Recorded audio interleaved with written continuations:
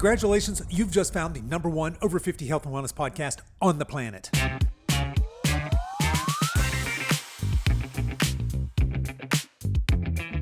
Hello, and welcome to the Over 50 Health and Wellness Show. I'm your host, Kevin English. I'm a healthy aging expert and the founder of The Silver Edge, and I'm on a mission to help men and women just like you build lean, strong, healthy, capable bodies they love for the rest of their lives.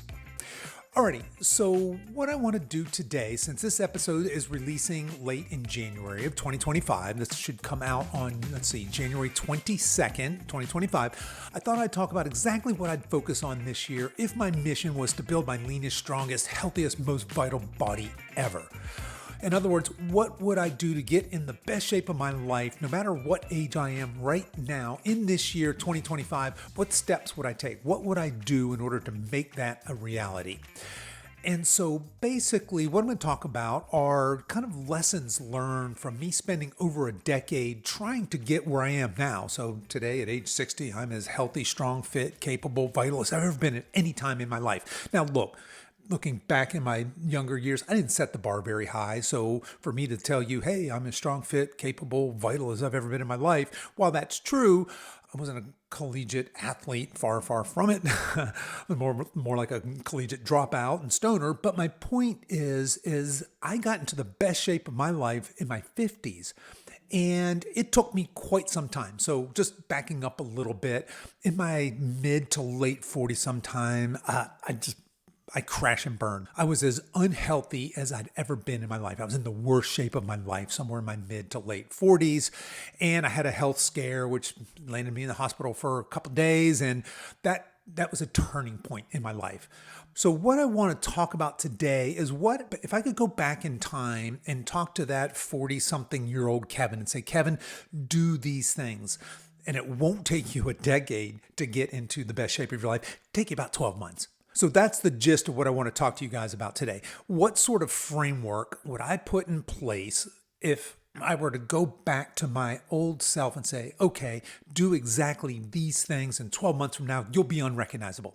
So that's our goal. That's the setup here, right? If you want to make 2025 your year, the year that you do it, you lose the weight, you build the muscle, you get in shape, whatever it is your goals are, I'm going to lay out a framework for what to do, how to get there, and we're going to make a trade-off. So instead of a New Year's resolution where I'm going to drop 20 pounds in 2 months or something like that, we're going to trade that quick result, that quick temporary result, for a framework that we're going to run over the next 12 months so that this time next year, we have a sustainable body composition that we absolutely love. We're strong, we're lean, we're healthy, we're vital, and that's the gist of what we're going to talk about today.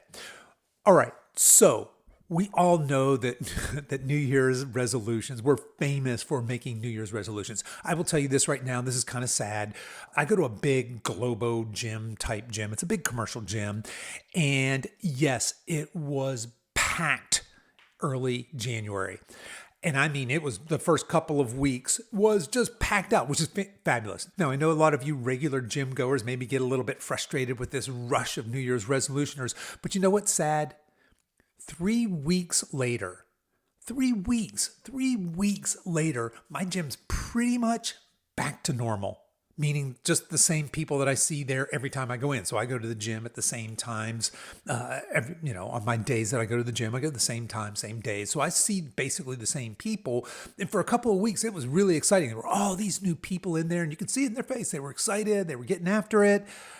They're all gone. Or I don't know, maybe they've all moved to different times or different days, and I just don't see them anymore. I don't think that's what's happening.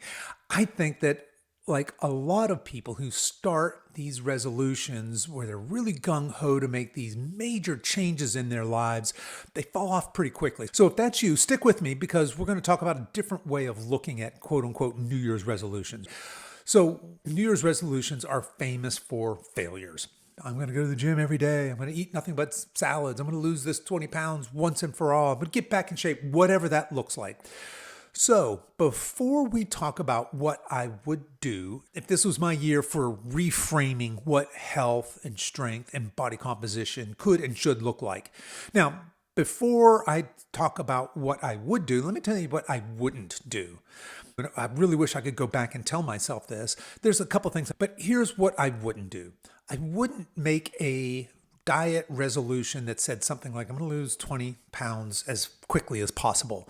I wouldn't say I'm going to go to the gym every day, 5 days a week or something like that. If you currently go to the gym 0 days a week, I would pick something that's small and sustainable. I'm not a big fan of these 21-day challenges or these crash diets or programs like 75 Hard, these things where we're doing things that are extremely difficult and radical, but we're doing them for a short period of time.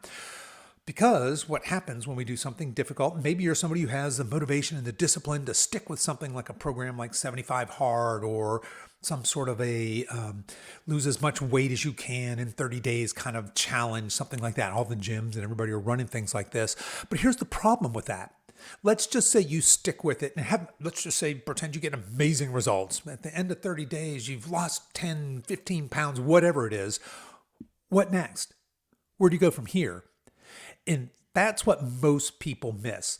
Now, if you're 20s and 30s, you know what? You go on a crash diet, you go to the gym 5-6 days a week, and you trash your metabolism. Guess what? You're just going to bounce back. You're fine. If you're in your 50s and 60s and you do that, you're not going to bounce right back, metabolically speaking. You're basically going to dig a deep metabolic hole that you're going to have to climb back out of.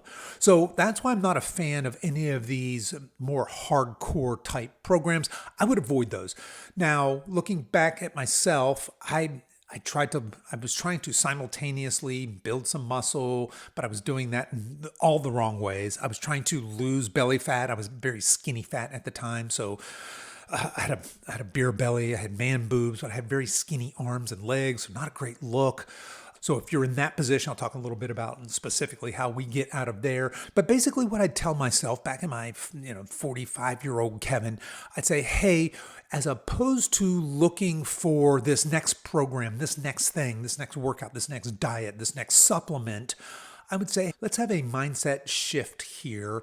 And let's, instead of thinking about a program or a pill or a potion or a diet, let's think about lifestyle changes. So in other words, instead of a quick fix, I would be looking for, how do I change my lifestyle? How do I make small, consistent progress towards this goal? The goal being healthy, optimally healthy, and a body composition that reflects a healthy body, right? So lean and muscular and strong and capable, able to do stuff. All right, so I want to break this down into 3 main categories of what I would do if this was my year. I was going to have a mindset shift. I'm going to kind of change my paradigms. I was just going to change the way I think about and go about, say, losing weight, building muscle, getting back in shape, whatever your particular goals are. And I would break these into 3 main categories: nutrition, exercise, and lifestyle. So let's hop in. Let's start with nutrition. I really have a couple of basic pieces of advice here. First of all, I would get a baseline of what my current nutrition looked like. And the way I do that, I would weigh, measure, and track all my food for at least 1 week. Now, all of our one-on-one clients start here. We start all of our clients, unless you have some sort of a dysfunctional relationship with food or a history of eating disorders. Everybody starts here. We weigh, measure, and track everything. And the reason we do that is we want to have a clear idea of what our starting place is.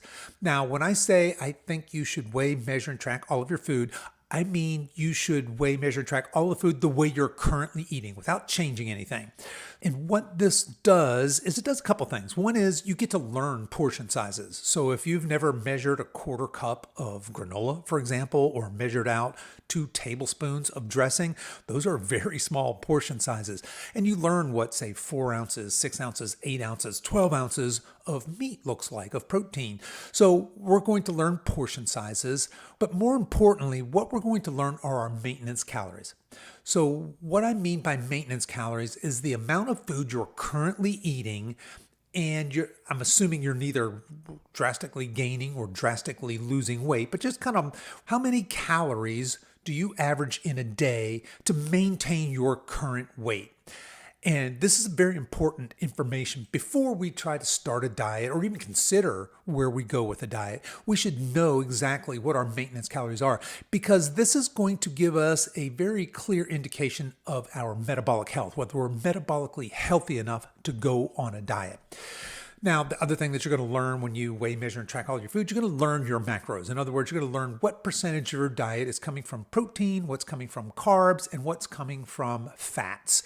So MyFitnessPal is by far the most popular app here.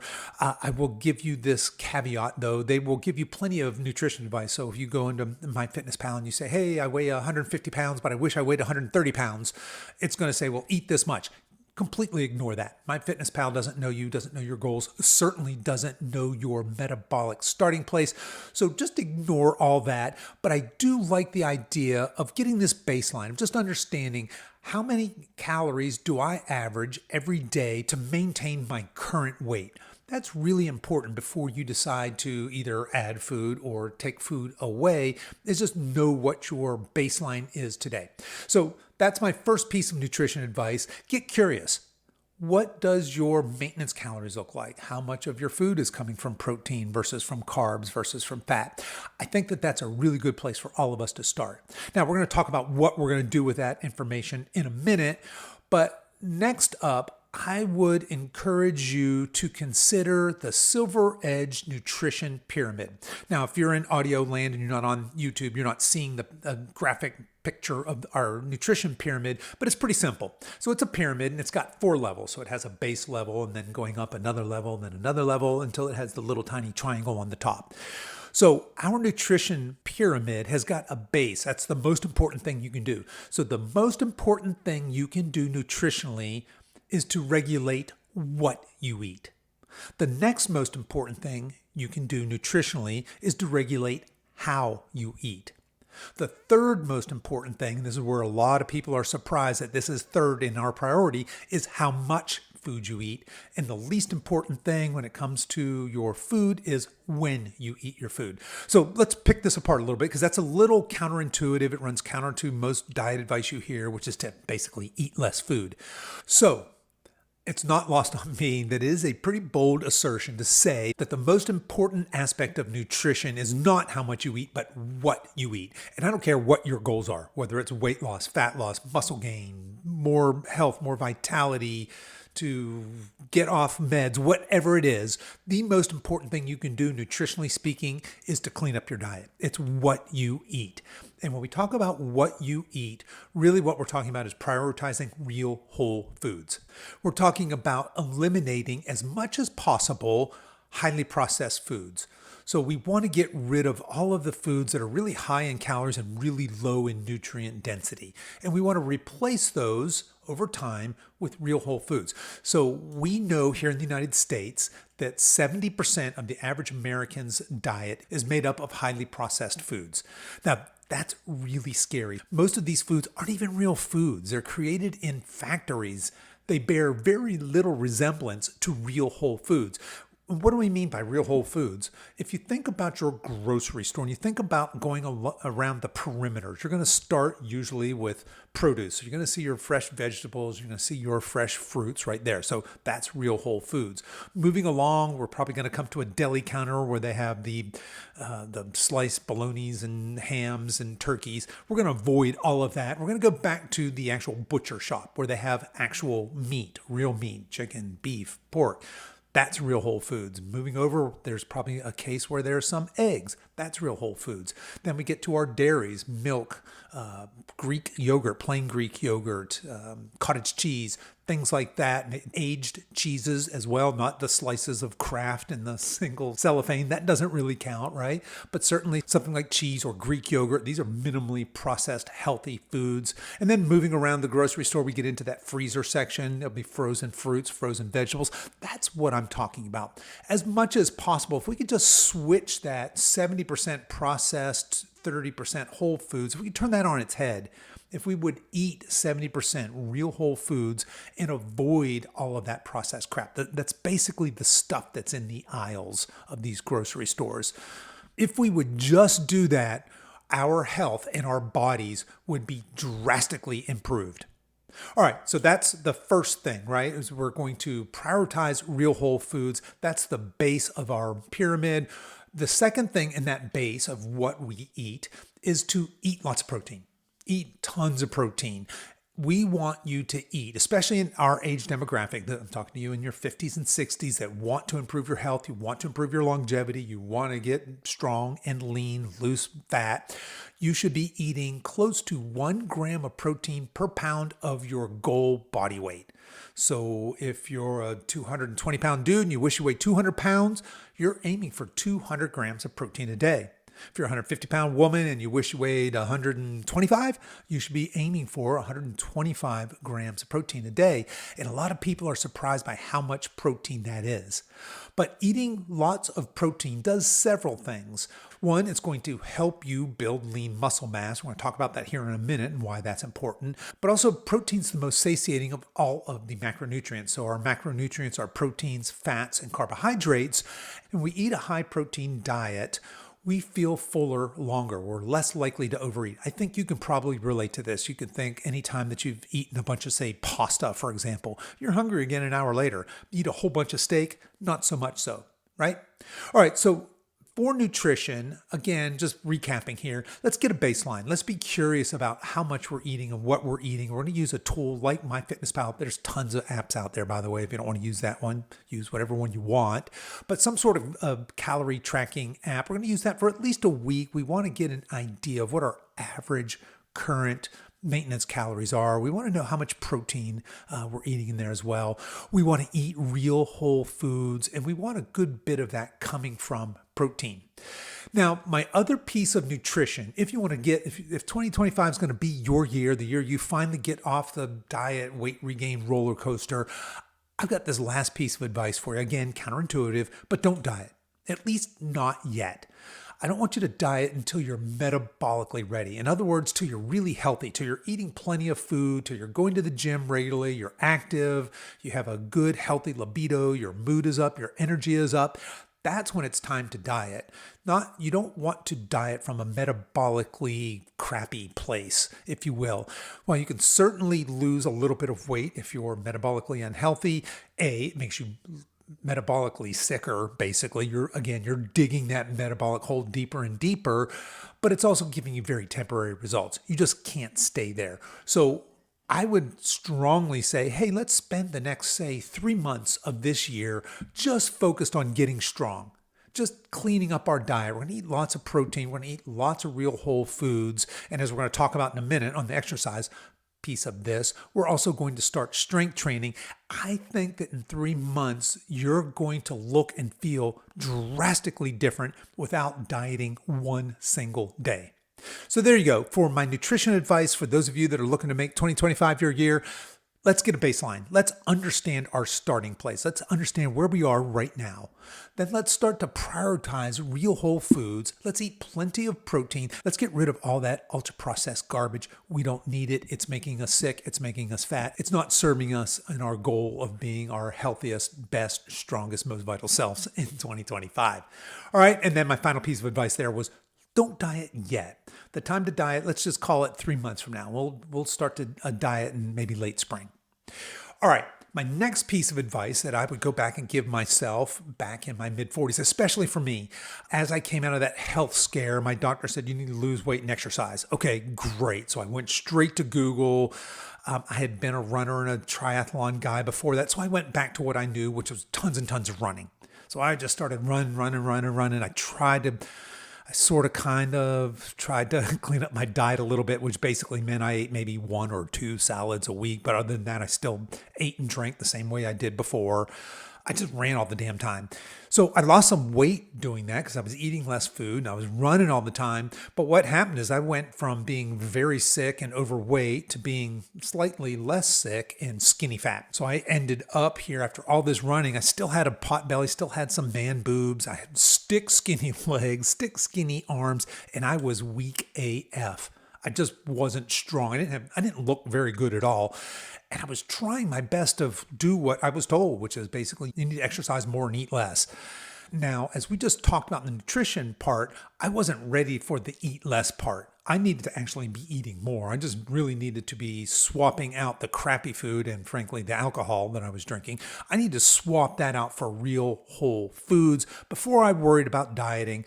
But again, I just take on the advice of my doctor. He saw that I was, 20 pounds overweight. He saw that, obviously knew that I was very sick. He's like, hey, you need to clean up your diet. You need to exercise.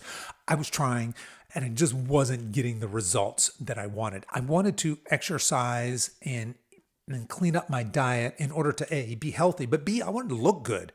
And in my 40s, I'm kind of wondering at this time in my headspace, I'm wondering, is this as good as it gets? Is it really all downhill from here?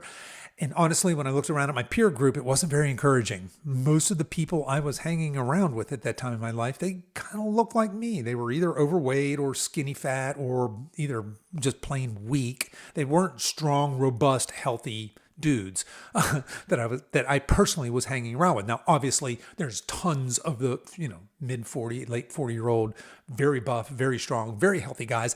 I just didn't know that because that wasn't in my circle at the time. So what I would go back and tell myself is, Kev, give up the running. If you really love running, do it later, but don't do it now. Instead, invest in strength training. Invest in a professionally designed, age-appropriate, functional strength training program. Not a class, not a boot camp, not any kind of intense, crazy drill sergeant nonsense, but just a 3-day-a-week full-body strength training program is what I really needed. And now let me kind of pull some of that apart, right? Professionally designed, age-appropriate, functional strength training program. What I mean by professionally designed is, it has a goal. It has a goal of increasing muscle size and strength. And now, without getting too nerdy, you might think, well, I build muscle when I go for a run or when I do my spin class. And yes, kind of, no, not really. When we talk about muscle and we talk about investing in strength training, really we can look at two types of muscle fiber. We have our type 1 slow twitch muscles, and we have our type 2 fast twitch muscles.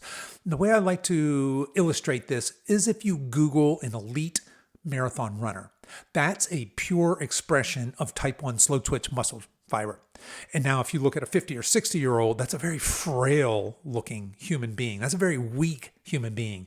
They're not strong. They're specialized in endurance. They can run the hell out of 26.2 miles, but they can't back squat twice their body weight. They're not strong in that sense. They're only strong in the sense that they can run a long time.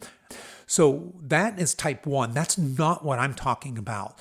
For those of us in our 50s and 60s that want improved health, want to burn fat, and want to look jacked, to look good naked, frankly, we are interested in that type 2 muscle, that fast twitch muscle, which, by the way, is what we preferentially lose as we age. We do a pretty good job of hanging on to type 1 muscles as we age. It's those type 2 muscles that we lose as we age. And I want to be very clear here. We're not losing type 2 fast twitch muscle fibers because we're aging.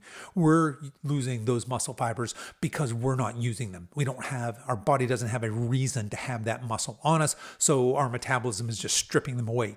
That type 2 muscle is very active muscle, meaning it's very metabolically active. It's metabolically expensive, which means that it requires more calories just to keep that muscle on your body. And when you compare that to type 1, that's a very efficient type of muscle. It doesn't require a whole lot of calories to keep that muscle around. So I don't mean to go too far down a rabbit hole, but just understand that when we talk about strength training, we're not talking about cardio. That's something different. We do cardio for health. Cardio is important. But those of us in our 50s and 60s, we need to invest in strength training. But when we talk about a professionally designed program for somebody in their 50s and 60s, what we're talking about is a program that is designed specifically with the goal of increasing that type 2 muscle fiber. If you compare, say, that elite marathon runner with an elite sprinter, I think you'll see what I mean. That's the difference between type 1, type 2 muscle. One looks jacked and one looks weak and frail. We want that more muscular look in terms of trying to build a lean, strong, healthy, capable body. So that's what I mean by professionally designed. It is designed to increase type 2 muscle mass on us. When I say age appropriate here, I see a couple of different things in this space. One is I see these absolutely ridiculous programs where they've got people in their 50s and 60s holding these little pink 2-pound dumbbells, and they're doing some kind of slow, maybe shoulder presses or curls or something with that. That's not what I'm talking about. Now look, if you're really, really, really deconditioned and that's where you need to start, side note, I don't think that's who you are listening to this podcast, but if it is, then start there by all means. So when I say something that's age appropriate, I mean not that, right? Not you holding 2 1-pound dumbbells and sitting down on your chair and getting back up. That's not what I'm talking about. But I'm also not talking about some 20-year-old drill sergeant, jacked kid yelling at us and, no pain, no gain, 6 days a week in the gym. That's not age appropriate for us either. So somewhere in between really is what we're looking for. We want something that's professionally designed to help us build lean, strong, capable muscle. We want something that is age appropriate, that will help us progress without us getting hurt, and will add that type 2 muscle. And I said that third piece was we want our strength training to be a functional strength training program. In other words, we want to prioritize functional movements like squatting and hip hinging and pushing and pulling and rotating, lunging, all of these movements that carry over into real life. Because look, we want to look good, and there's nothing wrong with that being your goal. Hey, I just want to look good. I want to look good naked. Fantastic. Go for it. That's what we're here to help you do. Or maybe you're just like, hey, I just want to be healthy. I want to be functional. I want to be able to keep up with my grandkids. Fantastic. Same thing. We want that functional strength type of training in order to carry over into our real life, right?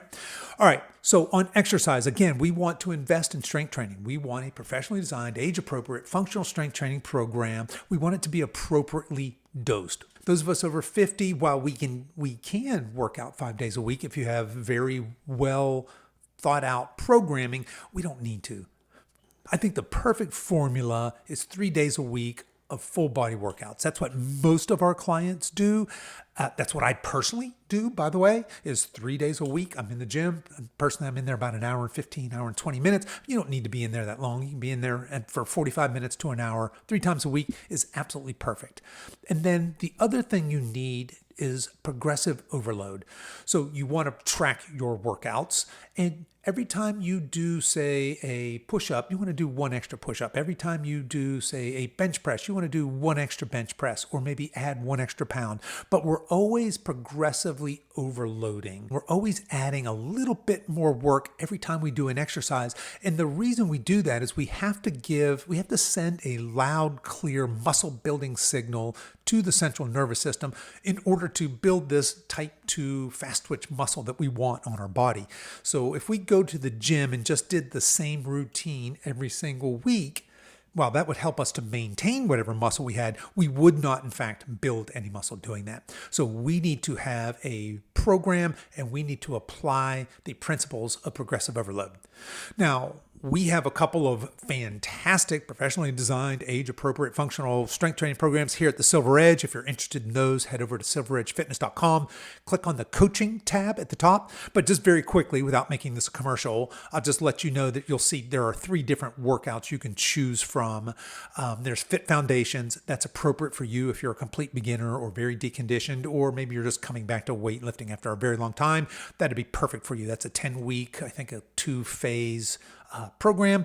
We have the Lean Body Blueprint, which is far and away our most popular. This is a 6-month workout program. It's broken into 5 different phases. That's for those of you that have a well-equipped home gym, or you have access to a commercial gym and you're serious about this being your year. You might buy that program and just run it back to back. That would give you 12 months of workouts. And we also have Pickle Fit, which is those of you that have been following this podcast probably know I've become obsessed with pickleball. This is an athletic type of a workout program. So it's got 3 phases. I think it's a 12-week program. But if you're somebody who's interested, certainly if you're interested in upping your any racket sport, really, racquetball, squash, tennis, pickleball, any of those, or really any athletic endeavor. That's what that program is. But again, I didn't want to make this a commercial for that. But if you're looking for that type of a program, again, something that's professionally designed, age appropriate, functional strength training, go there, check those out. If those look like they work for you, fantastic. If not, there's lots of great programs out there. Just make sure that they meet that criteria, right? Okay, so really what I would go back and tell myself back then was, Kev, stop running, start strength training. That's the short answer, really. But what I'll say is don't overdo cardio, at least not right now, not while you're rebuilding your metabolism. And really, that's what I want you to take away from this. These next 90 days, we're not dieting. We're not hammering ourselves with tons of cardio. Instead, what we're going to do is walk. If you think of walking is your cardio for the next 60, 90 days, try and get a minimum of 7,000 steps a day. If you get 10,000 steps a day, fantastic. But meet yourself where you are. If you're currently only walking 3,000 steps a day, maybe you walk 4,000 steps a day this week. And maybe next week you try and bump that up to 5,000. But I would just say that let's not overdo the cardio yet. Once we have restored our metabolism, optimized our metabolism, we're healthy, we're stronger, and we really love the cardio, let's put that back in there. But for right now, starting out, we're just going to really focus on strength training. We're going to really focus on that nice, clean nutrition. Remember, we said we're going to eat lots of whole food, eat plenty of protein, right? And we're not dieting at this point. All right, so that's what I would do with nutrition and exercise. Notice I'm not going on a diet. I'm not crash dieting, certainly. I'm not living in the gym, none of that. I'm not doing any kind of goofy 30-day lose as much weight as you can contest, nothing like that. Now, in addition to those two things, and this is something I really wish I could go back and impress upon myself in my mid to late 40s, I needed to clean up my lifestyle. And by that, I mean specifically, there's a lot of things we could talk about in lifestyle, but we're just going to touch on sleep, stress, and detox. And then when I say detox, I don't mean, do a colon cleanse or do a juice cleanse fast or any goofy thing like that. I mean, detox your environment. But let's start with sleep. If you guys have been around here for a while, you know how I feel about sleep. I'm bullish on sleep. I love sleep. I think sleep is the foundation of over 50 healthy aging. If you cannot dial in your sleep and you nail your nutrition, your exercise perfectly, it's going to be slow going. Not going to lie. You are shooting yourself in the foot if you don't manage to get a minimum of 7 hours of healthy sleep every single night.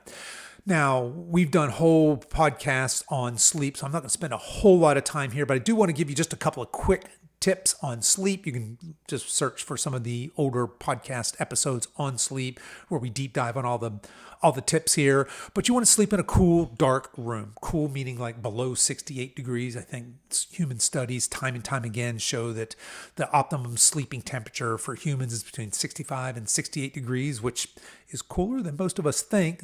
At this time of year, that's pretty easy. Just turn your heat down and you'll have a nice cold room, but you want to keep it dark as well. So think like blackout curtains, maybe put some tape over any LED lights, but cool and dark, make it conducive to sleep. Another tip for sleep is to have a digital detox an hour before bed. In other words, electronic devices off 1 hour before bed. What happens there is the blue light from your electronic devices is inhibiting your natural melatonin release and actually increasing your cortisol, which is the exact opposite of what you want before bed. The other thing is, of course, if you're watching a thriller or a true crime show on Netflix or something, that's not conducive to sleep. Or worse yet, if you're laying in bed scrolling social media, getting triggered, that's not conducive to sleep. Or even worse yet, if you're going to finish your day by scrolling through the news, no bueno, don't do that. Get rid of the electronics about an hour before bed. And I think you'll find that has a big impact on your sleep hygiene. And then the last tip I have for you, and this is one of the last pieces that fell into place for me. I was such a horrible, horrible sleeper, had terrible insomnia. I now sleep like a champ. But one of the last pieces that fell into place was getting that consistent bed and wake time. Now, I did a decent job, say Sunday through Thursday, right? The work week. I went to bed about the same time and I had to get up the same time because at the time I had a job where you had to go punch in, right? You had to be at work at a certain time. But I had a completely different sleep and wake schedule on the weekends. So I would stay up much, much later, usually try and sleep in or probably not. And what happens there is you're literally giving yourself jet lag. You're really throwing off your circadian rhythm every time you stay up, even an hour or two later on the weekends than you do on the weeknights. So anything you can do to, throughout the entire week, to go to bed at the same time, wake up at the same time, is really going to help you improve that sleep hygiene, get that nice restful 7 hours plus 7 to 8 hours of healthy sleep. And when I say healthy sleep, I mean those REM and those deep sleep phases. Those are the restorative phases of sleep. That's what we really want. All right, so sleep and stress are kind of two sides of the same coin. The other thing I wish I could go back and tell myself, and I would impress upon you as well, is you've got to get your arms around stress. In this day and age, most of us live in this state of chronic low-grade stress. I mean, stress comes from all areas of our lives. Of course, we have world events stress, political stress, geopolitical stress. We have stress at work. We have stress in traffic. We have stress in our families. Just all these different stressors. And what's happening here is we are evolutionary hardwired to have when we have a stress event for these very specific biological and hormonal changes to happen in our body, which once upon a time was fantastic, right? If a cave bear came around the boulder while you were out picking berries, you needed fight or flight. You needed your body to go into an extreme stress state so that you could live and pass on your genes. And now, fortunately for most of us, now maybe some of you military and first responders, you're the exception here, but for most of us, we don't really have those kinds of stressors. We have more this low-grade chronic stress, which causes this chronic inflammation in our bodies, makes it really, really tough for us to build a lean, strong, healthy, capable body, as well as makes it really hard for us to have optimal health if we can't manage stress. Now, I want to point out, I can appreciate that many of your stresses may be outside of your control. There could be family stress. You may have a parent who's going through end of life. You may have some work stress. You may be stressed about the current political environment. These are things that are outside of your control largely.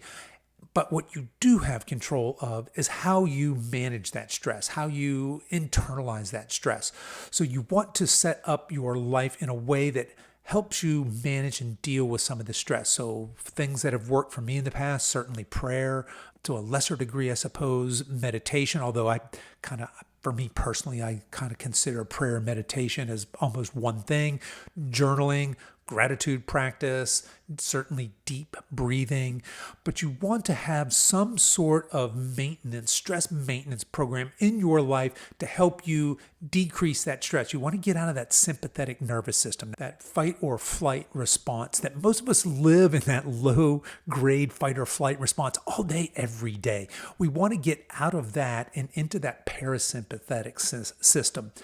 We want to get into that rest and digest state. So whatever works for you, whether that's music, working out, nature walks. I think I've heard that called nature bathing, sound bath, whatever it looks like for you. Find some sort of a daily stress management practice that works for you. All right, so we're going to clean up our sleep. We're going to manage our stress. Like I said, those are really two sides of the same coin. As we clean up our stress, as we manage stress better, we sleep better. As we have better sleep hygiene, we're less likely to be stressed. By the way, when we clean up our sleep, we are more likely to build lean muscle, much more, by the way, and we're more likely to burn fat biologically. But those of you that are thinking, I do fine on 5 or 6 hours of sleep. No, you don't. That's your baseline, and you are holding yourself back from optimal health, optimal body composition by not shoring that up. All right, so there's sleep, there's managed stress. The third thing for lifestyle, I wish I could go back and tell myself when it came to kind of fast tracking, I want to get in the best shape of my life in 12 months, not in 10 years, because it basically took me that long really to put all the pieces together. But I would detox my environment. And by detoxing my environment, I mean like the food I eat, obviously, and we've already discussed that. But my water, I'd be very much more intentional about the water I drink. I wouldn't be drinking out of plastic bottles, etc. I wouldn't be drinking fluorinated water. But I would start in my house. I would start specifically in my bathroom. I'd get rid of back then I just used whatever deodorant, whatever shampoo, whatever, I'm a guy, I'm pretty simple, right? I had shaving cream, I had shampoo, I had soap, I had deodorant, and maybe some Polo or something if I wanted to smell super fly.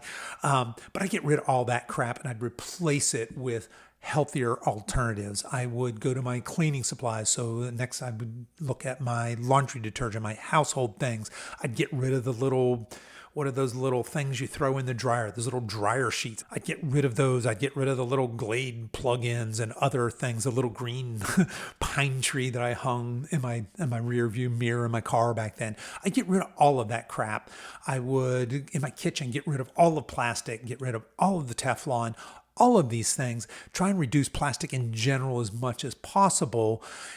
And I'll say this, look, you may hear some social media somewhere go off on a rant about, oh, that's ridiculous. The amount of aluminum or parabens in an application of underarm deodorant is so tiny, and your body's a detox machine. It is made to detox that. And that is, the poison is in the dose. And to that, I would say, fair enough. You're absolutely right. If the only toxin you were putting deliberately on your body was whatever underarm deodorant you were using, maybe some Old Spice with a crazy Caribbean smell or something, yes, you can absolutely detox that. Your body is in fact, a detox machine. But when you consider the onslaught of toxins in our environment today. It's in our air, it's in our water, it's in our food, it's in all of our cleaning supplies. Heck, it's even in your clothing if you wear like polyesters and rayons and things like this made of microplastics.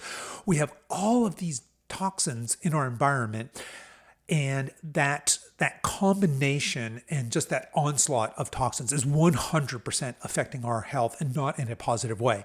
So we don't want to drive ourselves crazy, because you're not going to get rid of all toxins in your environment. You're just not.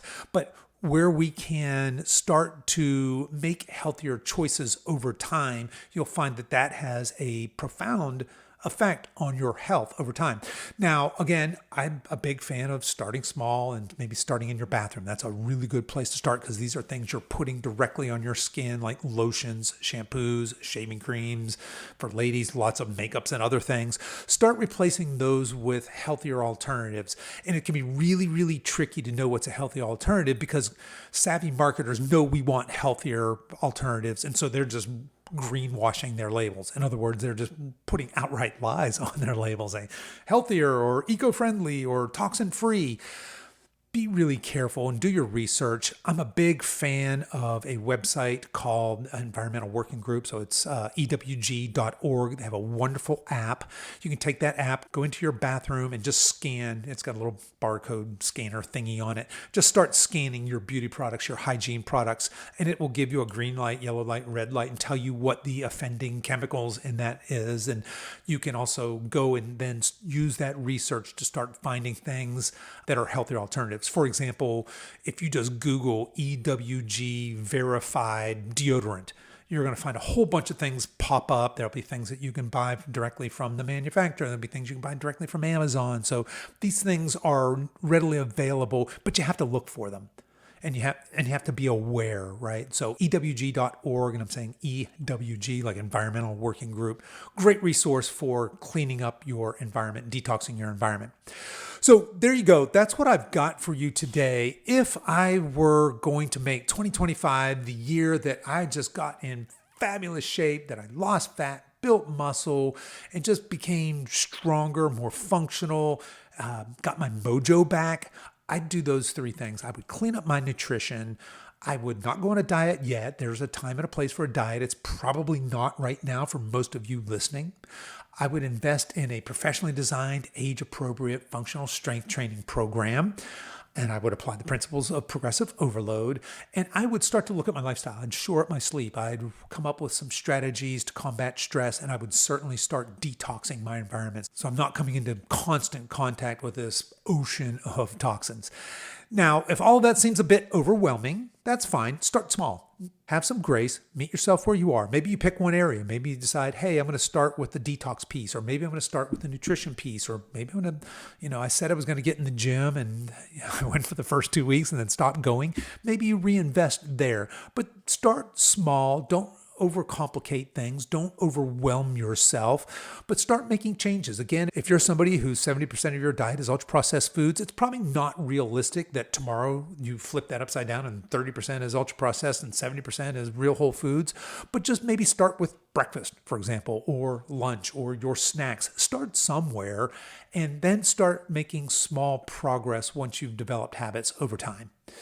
And then I'll leave you with a couple other things. Number one of which is always remember, and I'm talking to myself as well as you, by the way, I've got this bad ADD.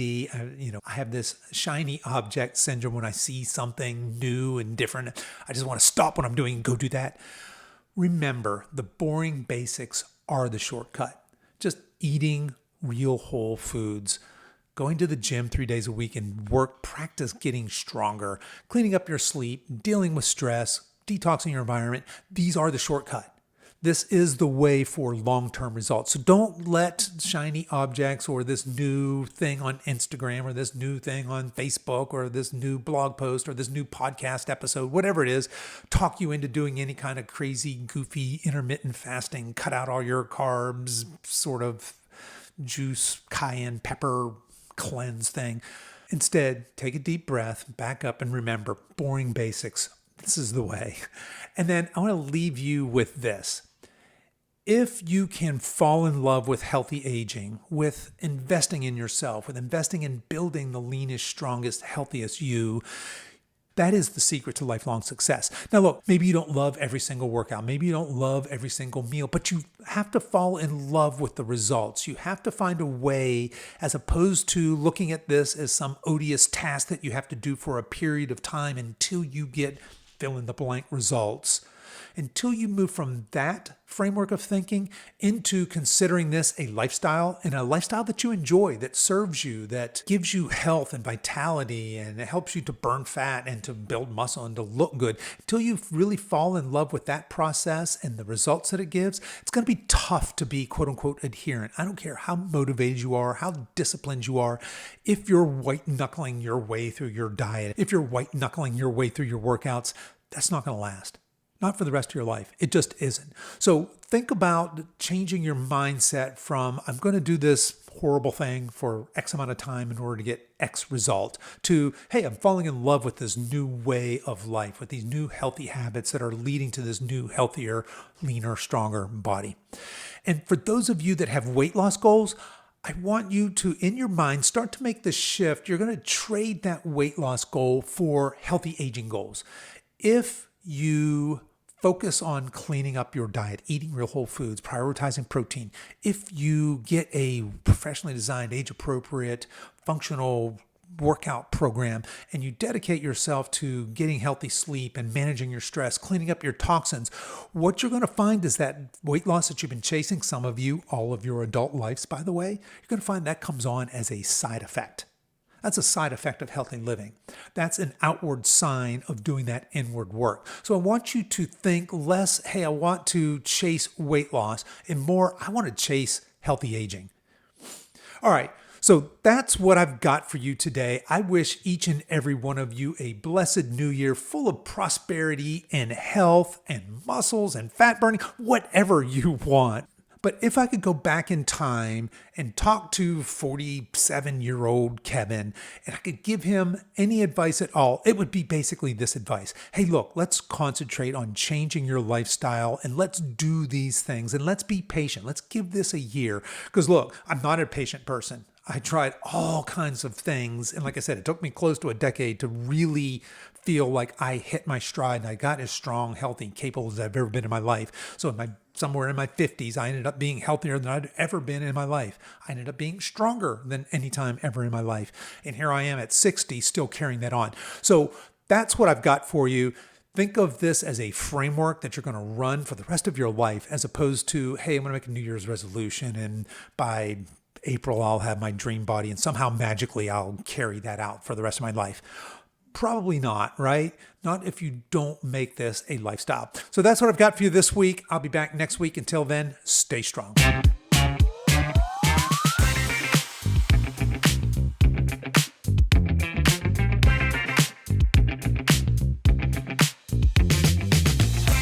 Okay, that's our show for today, folks. If you guys are interested in checking out our workout programs, remember I talked about Fit Foundations, Lean Body Blueprint, and Pickle Fit. You can find those over at silveredgefitness.com. Just click on the coaching tab at the top of the page.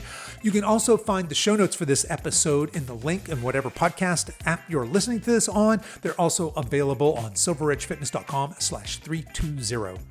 As we wrap up our time together today, you can show your support for this show in two important ways. The first is to tell a friend about this podcast and encourage them to give it a listen. The second is for you YouTube folks to click the like and subscribe buttons, and for you podcast folks to please give this podcast a 5-star review on whatever platform you listen to podcasts on, and be sure to subscribe and follow so you don't miss any future episodes. I really appreciate you spending your time with me today, and until next time, stay strong.